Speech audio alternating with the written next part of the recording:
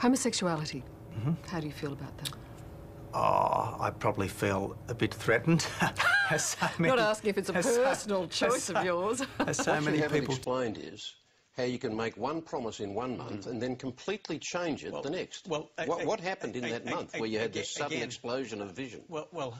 Again, Kerry, people will make their own judgments about me, and if no, they... but I'd like you to explain it. Yeah. Well, you know, Tony Abbott feels with conviction we will not have a new tax.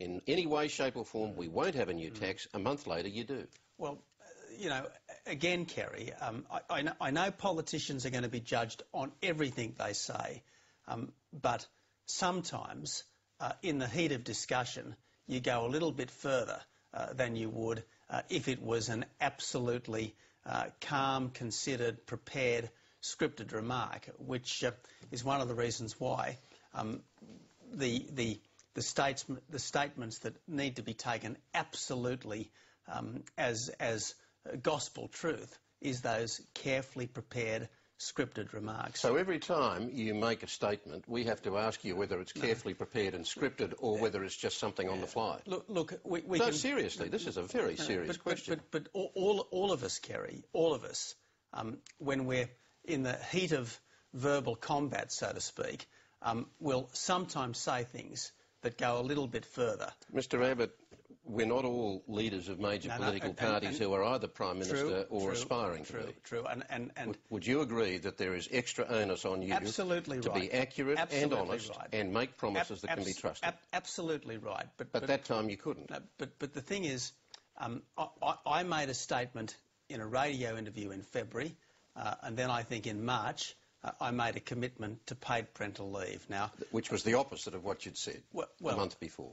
Well, it wasn't absolutely consistent with what I said the month before. It was the opposite.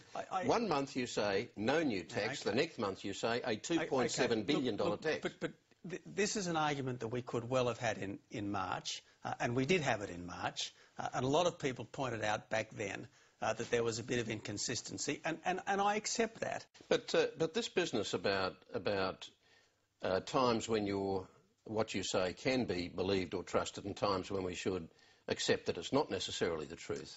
It makes it very hard for people. I mean, if we go back... If you gave an Andrew Olley lecture, that would obviously be the distilled essence of what Kerry O'Brien thinks on a particular issue. But I'll say again, I'm not aspiring to be the Prime Minister of Australia no matter what I say. But what you are saying is that the public are not going to know from one day to the next when you are saying something that's absolutely rock solid and when it's not.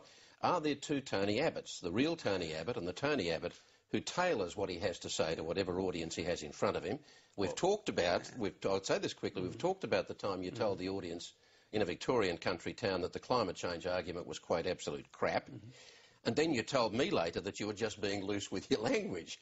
It didn't represent my true position, you said.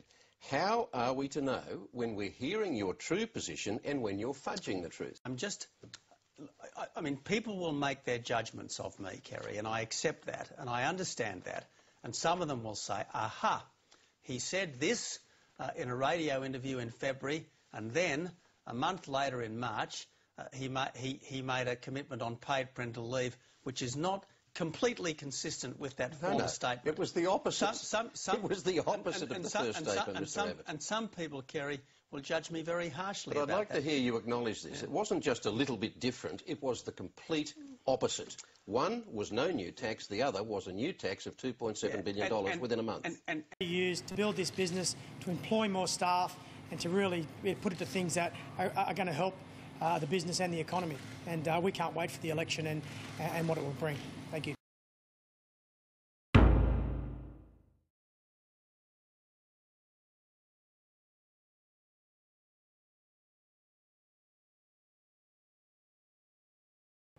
In terms of GST, I know Mr Abbott's touched on that briefly, but can we just get some clarity? When Colin Barnett says that he's had discussions with you that saying that he will not prop up weaker parts of the estates by the stronger economies, is he misquoting you there? Well, again, I think you're putting words into the Premier's mouth.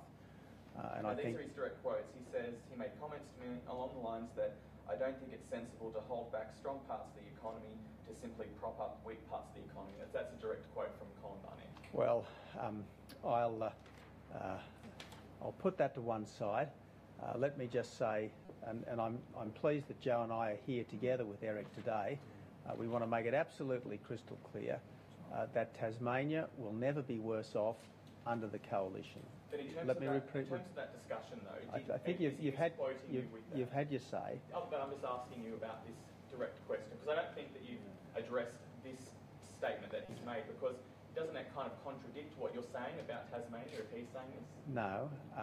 Let me, if you wouldn't mind, sure, do you have anything else you'd like to say? Let me just repeat.